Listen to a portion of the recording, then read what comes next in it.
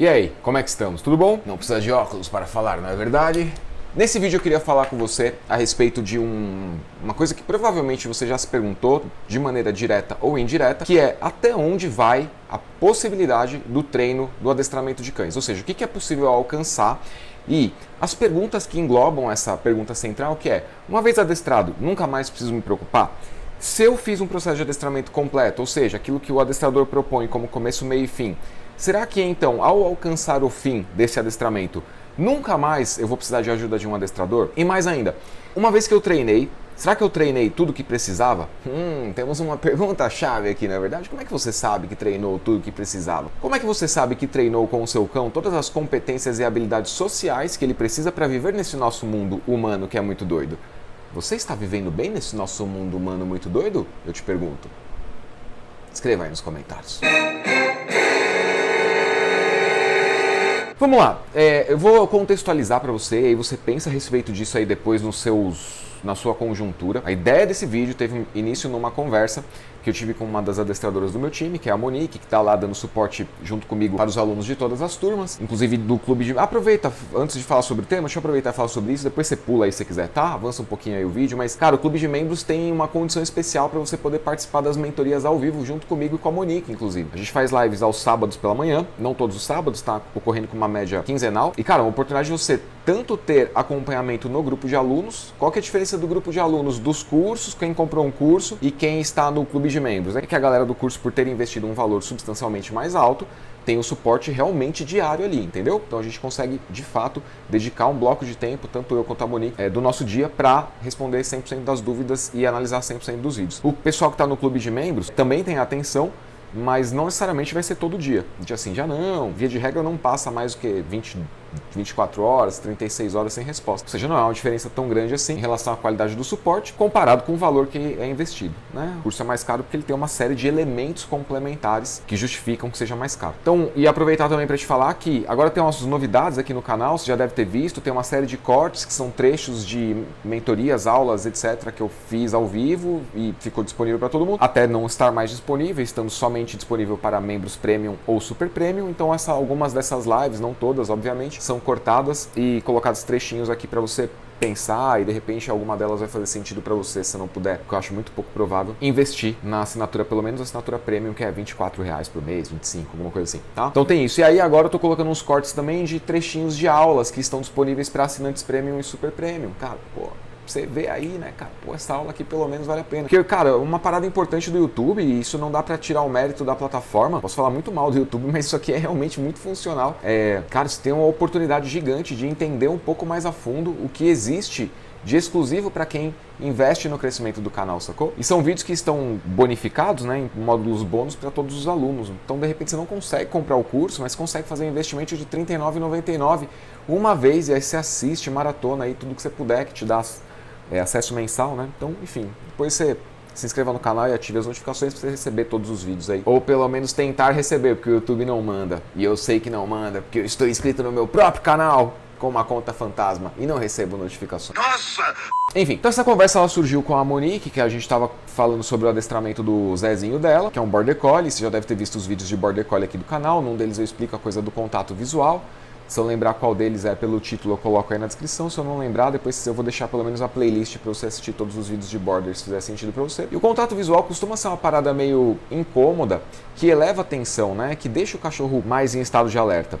Só que o contato visual com pessoas e indivíduos familiares conhecidos, com quem há vínculo, há, portanto, algum grau de confiança, ele tende a fortalecer essa confiança, entendeu? Ele passa a ser, então, um contato visual, passa a ser uma forma de recompensa, né? Então, quando você vai ver o seu Zezinho, você tá olhando ele fazer merda e ele tá te olhando, como quem diz. Estou fazendo mesmo na sua frente, você não esperava por isso, não é mesmo? É porque ele confia de estar com você, entendeu? Então você não devia brigar com ele, porque senão ele vai parar de confiar em você. Mas tudo bem. E aí, qual é o desafio, né? O desafio é que o Zezinho dela tem que ser capaz de encarar contato visual direto com pessoas que não estudam sobre cachorro, mas que adoram ficar olhando com um olhar hipnótico para o Border Collie. O Border Collie não sabe, né? Que a pessoa simplesmente está curiosa a respeito dele. Isso, de qualquer forma, eleva a atenção. E aí, dependendo muito de personalidade, isso é realmente muito individual. Pode ocorrer do Zezinho mostrar alguma linguagem de apaziguamento, pode ocorrer do Zezinho mostrar um comportamento de fuga, tentativa de fugir e tal, Ou, né, o cara que é mais combativo, tem essa predisposição, normalmente é o indivíduo do pastoreio, tá aí na descrição, vai ver, esse cara tenderá a ir para cima. E se o nosso trabalho é preparar o cachorro para que ele viva bem nesse mundo muito doido que a gente criou, que tem gente pra caramba... Kleber, o que você quer dizer quando você diz que tem gente pra caramba? Você quer que tenha menos gente no mundo? Não, calma. Thanos é a manopla do infinito. Não, cara, não é isso. O cérebro do cachorro se desenvolveu num mundo que tinha muito menos gente, entendeu? E aí de 200 anos pra cá, teve uma multiplicação exponencial da quantidade de indivíduos vivos, né? E, portanto, da quantidade de decisões sociais que o cachorro tem que tomar. Então o cérebro dele não acompanhou essa escalada, entendeu? Assim como o nosso também não, por isso que a gente tá meio que dando uma leve surtada. Uns mais, outros menos, com essa coisa de rede social, trabalhar online e tudo mais, tá? Então pro cachorro isso é muito difícil. E aí a pergunta que surgiu é: até onde é possível preparar o Zezinho para lidar com o contato visual, especificamente falando aqui, aí você replica isso aí pra tua vida ou deixa nos comentários, eu venho trazer vídeos pocket, tá? Com base nessa premissa aqui, qual que é o teu contexto aí que você precisa preparar o teu Zezinho. Até onde é possível o Zezinho tolerar o contato visual e não se estressar, mostrando essas 3 possibilidades de comportamento aqui. Para esse exemplo, só essas 3, tá? Será que é possível a gente preparar o Zezinho para ele nunca atacar, ou nunca fugir, ou nunca ficar inseguro?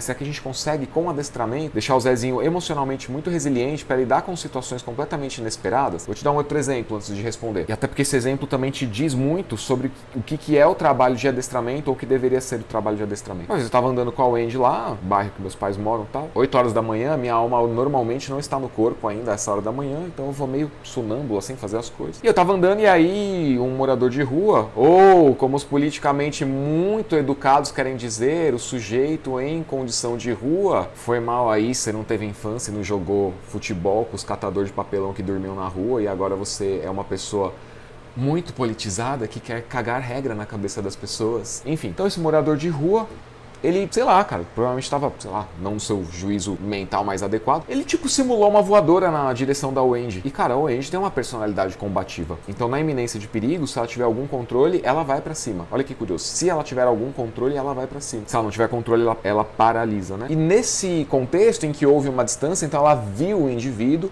viu a mudança de linguagem corporal, só não antecipou uma voadora. Porque quem em sã consciência, imaginaria que um ser humano qualquer teria a brilhante ideia de simular uma voadora na direção de um cachorro. Quem dirá o cachorro? Como é que o cachorro vai antecipar esse tipo de evento? Não é possível. E aí, sendo combativa como é, avançou latindo, né? Brigando, querendo brigar. Tá, pensando em termos de convivência social, é adequado que ela vá pra cima da pessoa? Alguns vão dizer que sim, outros vão dizer que não. Outros vão dizer que era eu que devia orientar. Outros vão dizer que, Kleber, você não é um bom adestrador, porque imagina que o cachorro de um adestrador pode fazer isso.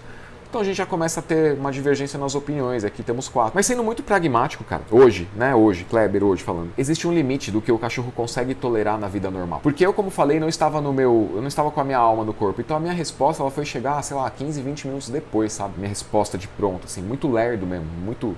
tá bom, sei. Mas na urgência que eu tive que lidar ali, o Andy aqui, acabou o assunto. Bate pronto, como quem diz, obrigado, imagina, de nada, né? Então, muito imediata essa resposta. Porque isso sim foi treinado pelo ser humano. Eu treinei o meu cachorro, eu sei o limite do meu cachorro.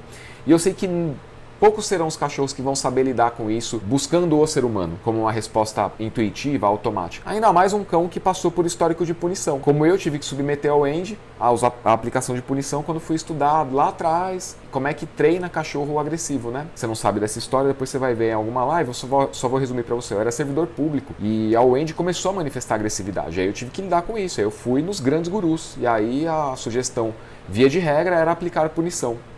O que só piorou, e hoje eu entendo por que é isso que eu estou dividindo com você, diminui a confiança do cachorro, né? Enfim, mas mesmo que não tivesse sido esse o cenário, mesmo que eu tivesse com um filhote, por exemplo, fazendo as primeiras exposições sociais, esse ainda é um evento imprevisível. Cara, isso é muito importante de você entender, porque eu já vou voltar para o cenário que eu estava descrevendo, contato visual, né? Cara, é muito pouco provável que qualquer cachorro lide bem com essa ideia. Basta você não se apegar à fantasia que faz a respeito do seu cachorro. Alguns de vocês que estão me assistindo fazem, então é importante fazer esse alerta. E vivem efetivamente essa fantasia, negando a evidência da realidade. Por exemplo, qual é a resposta de muitos cães diante daquele boneco de vento lá? Eu posso te citar várias, entendeu? Porque eu efetivamente vivo de treinar cães. Eu não tenho um único cachorro para me embasar. Não sou um aventureiro fazendo vídeos aqui no canal, entende? Qual é a resposta que o seu cachorro dá diante de bonecos de vento, assim? Qual que é? Ele vai para cima, ele paralisa, ele tenta atravessar a rua? Não sei. Dado que isso não é um elemento real, ou seja, ele não tem materialização, ele é um objeto material, mas ele não se materializa na direção do cachorro. É ao contrário. Ele, por ser absolutamente imprevisível, gera uma sensação de pânico no cachorro e uma, por assim dizer, uma falta de possibilidade de controle do ambiente e do estímulo. Convenhamos, o boneco do posto é absolutamente imprevisível. Um Border Collie que pega a bolinha e está acostumado a, por exemplo, calcular a trajetória da bolinha para interceptá-la no ar, não tem como, na cognição dele, lidar com um negócio desse. Você entende esse ponto? Ele não está estático, ele não está parado. Eu vou te dar um outro exemplo antes de responder a pergunta. Uma vez eu estava andando com a Wendy, com a minha mãe, a gente estava indo pegar um rango de... acho que foi até aniversário dela, isso aí, e a gente passou por um restaurante peruano, e na entrada desse restaurante peruano, um pouquinho mais para dentro, tinha uma réplica de uma lhama, né? Que é aquele bichinho engraçado que fica nas montanhas lá. Acho que é isso, não sei. Uma lhama, um lhama. Não sei se era ele ou ela. Cara, a Wendy passou e aí pegou no campo visual dela aqui, opa, isso aqui nunca vi. Voltou de ré mesmo, deu uma esticada assim de pescoço, constatou que não era nada para se preocupar e seguiu a vida. Se esse negócio estivesse se mexendo, a resposta dela não teria sido essa. Parar, olhar e seguir a vida. Talvez parasse, olhasse e tivesse um outro curso de ação. Aí dá depender da leitura que ela ia fazer da linguagem corporal desse indivíduo. Então tem coisas que, uma vez treinada a socialização, o cachorro é capaz de tomar boas decisões, como essa, por exemplo. Quantos cães, por exemplo, não conseguem olhar para a TV e identificar que aquilo não é real? Quer atacar, fica procurando atrás da TV, fica procurando nos cômodos da casa. Esse indivíduo não foi treinado. Você vê isso muito em vídeos de redes sociais que o pessoal está muito carente e precisa efetivamente ter muitos joinhas e comentários. Né? Então a pessoa faz o que ela acha que vai trazer engajamento, não o que é bom para você que vai assistir. Você percebe a diferença? Isso é muito perigoso nos dias de hoje. Então a TV é um exemplo, a lhama é outro exemplo, o boneco do posto é outro exemplo, e a gente tem a vida material real mesmo, que são pessoas e cães, né? E o indivíduo vivo que passa fazendo um contato visual direto, ele provocará fatalmente uma elevação de tensão. E como cada cachorro lida com essa elevação de tensão, esse aumento de estresse, essa preparação para um possível combate, como cada cachorro lida com isso vai ser diferente. Alguns vão abaixar e farejar, outros vão se afastar, outros vão trocar de lado, vai depender muito das possibilidades de comportamento que foram ensinadas. Que é esse o papel do adestramento, é ensinar possibilidades, desdobramentos de comportamento. E aí então, se a gente treinar contato visual ininterrupto com o cachorro, eu, por exemplo, estou lá treinando o Zezinho, e ele tem essa coisa, né? Border Collie, olhou no olho, tá, isso gera muita tensão. Existe um dado período de tempo que eu vou prolongar, intensificar o contato visual, e aí o meu cachorro estará 100% apto para tolerar, vamos dizer, o contato visual de pessoas desconhecidas? Tempo para você responder. 2000 anos depois. Cara, a minha resposta pragmática é não, por dois motivos. Primeiro, porque seria muito arriscado eu te dizer sim, se você treinar contato visual por tempo suficiente e por duração, né, o staring contest suficiente, seu cachorro vai super tolerar contato visual direto com pessoas grandes, altas, gordas, baixas, magras, de pele escura, enfim, cabelão, barba, o que quer que seja, né, vários perfis assim, anatômicos, humanos, e também ele vai ser capaz de tolerar contato visual direto e ininterrupto com cães de maior porte, que tem uma musculatura mais aparente, como Rottweiler e tal, Doberman, por aí vai. É muito arriscado te falar isso, porque você não é treinador. Esse que é o ponto. Quer dizer, a não ser que você seja adestrador, né? Aí você entende o que eu tô falando. Mas para quem não vive disso, é muito arriscado. Então esse é o primeiro motivo. E o segundo motivo é, cara, não dá para dizer que o cachorro vai ser... O cachorro treinado, bem treinado, nunca vai precisar de ajuda. Não dá para dizer isso. Ele fatalmente, em algum momento da vida, vai precisar. Porque, invariavelmente, o mundo vai oferecer para ele algo que é ou imprevisível ou inaceitável, dada a condição de estresse ambiental dele. Então, vamos diferenciar essa parada, que isso é muito importante para você que pretende treinar o seu próprio cão ou que vai contratar um adestrador para te ajudar nessa tarefa. Quanto mais carregado de estímulos visuais, auditivos, olfativos for o ambiente, mais fácil tem que ser o treino. E, digamos assim, a prolongação da exposição nesse ambiente, o tempo que o indivíduo permanece lá, será um fator comprometedor do autocontrole dele. Ou seja, no começo a possibilidade de autocontrole é pequena, porque ele está no começo do passeio, né? Isso, tradicionalmente falando, depois vai assistir o vídeo que eu deixei aí de qualidade de passeio e tal, você vai entender melhor. Então o começo tem aquele pico de euforia, ansiedade, curiosidade e tal, então o autocontrole é baixo nesse momento, via de regra, tá? Tô falando de um cachorro padrão, tô falando de um cachorro super bem treinado. Depois disso, tem uma queda da ansiedade e tal, e aí no final do passeio, esse cachorro já está fisicamente não exausto, mas cansado, comparativamente com o começo do passeio. E emocionalmente, se ele teve que tomar muitas decisões sociais, no final do passeio, ele terá sua capacidade de autocontrole fatalmente diminuída.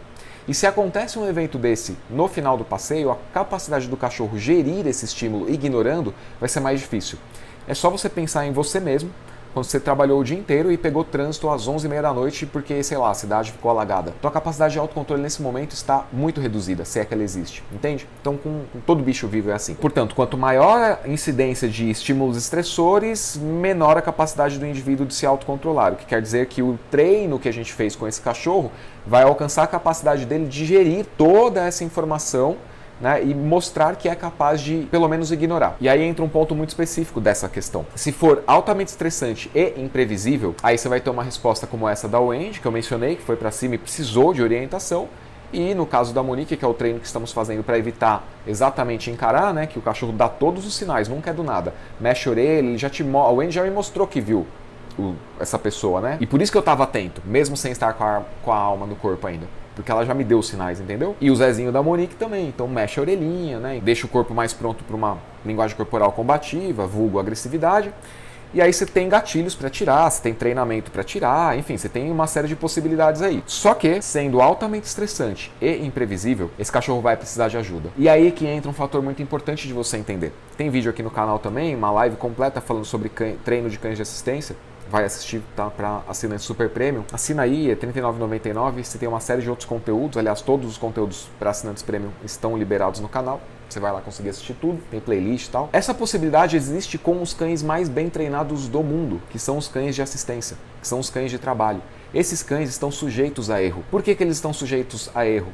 Porque eles são animais vivos. E como animais vivos, experimentam coisas diferentes todos os dias. O estímulo nunca é o mesmo. O ambiente pode ser o mesmo, mas as influências nesse ambiente são muito diferentes. Um dia de chuva é completamente diferente para um cachorro e para a gente do que é um dia de sol. Vamos chamar, uma manifestação pública que está carregada de gente, de barulho, é completamente diferente de um passeio de uma feira, por exemplo. Passear pelo meio da feira. Tem muita gente? Tem, mas não dá para comparar a quantidade de decisões que esse cachorro precisa tomar, entende? Então, né, no caso da Wendy, o Wendy vem, e no caso com o rapaz lá que simulou a voadora nela. No caso da Lhama, eu não precisei fazer nada. Por quê? Porque ela identificou que era um indivíduo não vivo. Uma forma ali que ela nunca tinha visto, mas que ela conseguiu prontamente identificar. Isso não é vivo, é só uma coisa que eu não conheço. Alguns cães, diga-se de passagem, teriam ficado extremamente encafifados. Inclusive, sabe esses vaca e touro que tem nas praças, que o pessoal faz as artes aí e tal? Uma vez eu estava treinando um pastor canadense que está no meu curso, tem muitas aulas dele no meu curso, e nem eu, nem ele já tínhamos visto. Ele ficou extremamente, tipo, cara, o que é isso? Um touro, né, tamanho real, assim, réplica e tal. Ele ficou, tipo, mostrando linguagem corporal de apaziguamento. Olhava, abaixava, farejava, se afastava, ao mesmo tempo curioso e tal. Isso foi muito doido. Não conseguiu, nesse processo de sequestro cognitivo parcial, identificar, cara, isso não é vivo. Porque teve uma tomada emocional ali muito intensa que, vamos dizer assim, impossibilitou grande parte da cognição. Ou seja, treino. E aí você tem, obviamente, tem opções para lidar com isso e tal, né? Como se chega, se afasta, vai depender do momento do treino que você tá.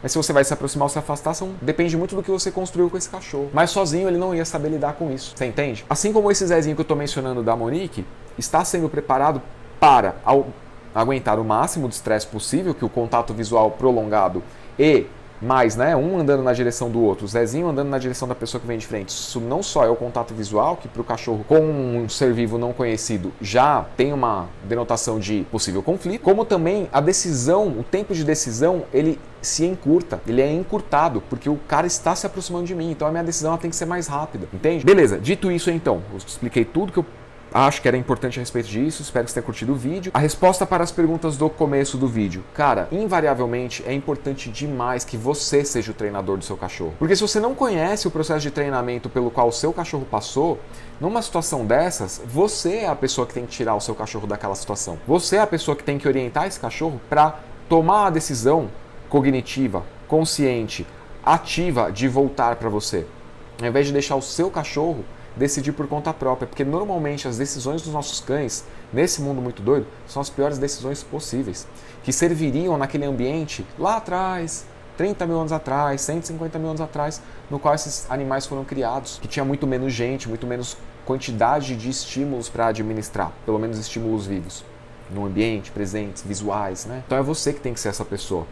Você é a pessoa que tem que efetivamente ser uma parte ativa na educação do seu cachorro. Do contrário, qualquer perrengue, você vai ter que voltar e ligar para o adestrador que já treinou o seu Zezinho. Ou então você vai ficar extremamente inseguro, incomodado, na dúvida se está certo ou se está errado, se isso vai piorar ou vai melhorar.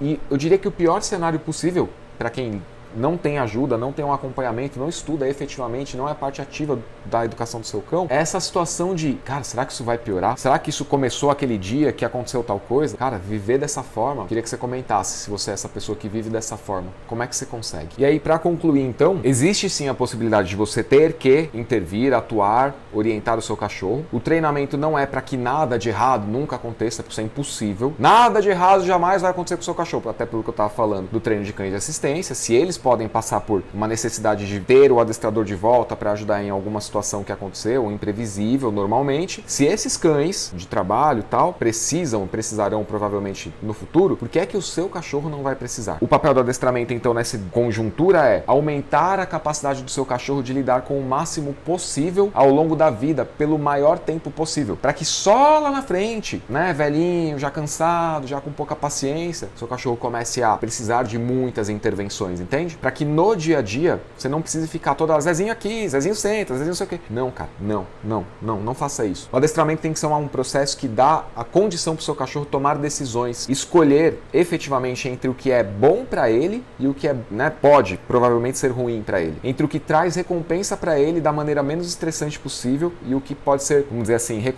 recompensador também de uma maneira muito estressante. Por exemplo, o pastoreio de veículos é super estressante para o cachorro, mas de uma forma ou de outra o veículo se afasta. Então ele consegue, na cabeça dele ele consegue, tá? Lidar com o estímulo, com o comportamento dele. E nesse sentido não é a sua orientação que está ajudando, é o comportamento efetivo dele. Repare que existe uma grande diferença entre o Andy aqui, o Andy atende prontamente e parou, beleza, chacoalha aí, acalma. Isso é muito imediato, é sem repetição, é sem desgaste. Fora o desgaste da situação em si, não tem o desgaste de orientar o cachorro. O cachorro tem nesse sentido, ele tem um centro emocional muito amplo, muito concreto, muito consistente, em que é fácil voltar para esse eixo emocional dela, entende? Com pequenas pistas, Andy aqui, chacoalha, calma, né? Os comandos que você for dar e ensinar tal que eu ensino. O clube de membros tem isso, né? Se não puder ser aluno, nem tem turma aberta, eu acho. Não sei, dá uma olhada aí na descrição. Diferente por completo de senta. Cara, isso eu não sei como é que as pessoas conseguem. Isso é muito desgastante. Como é que você consegue, se você é essa pessoa, trabalhar o dia inteiro, ter seus boletos para pagar, reunião de condomínio, muitas vezes tem filho pequeno ou filho grande, dando tanto trabalho quanto o filho pequeno, tem que fazer sua terapia ou tem que levar o seu filho para fazer terapia. Às vezes tem 2 filhos em casa, às vezes tá brigado marido e mulher, às vezes vem a sogra ainda para ficar pentelhando. Como é que você consegue, cara, não transformar em algo mais fácil a sua vida com o seu cachorro, algo que é tão mais fácil do que administrar a vida humana? Como que você consegue? Se você não tem uma resposta para isso e entende que não existe a possibilidade de conseguir viver dessa forma por muito mais tempo,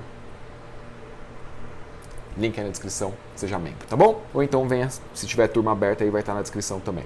Abraço, até o próximo vídeo.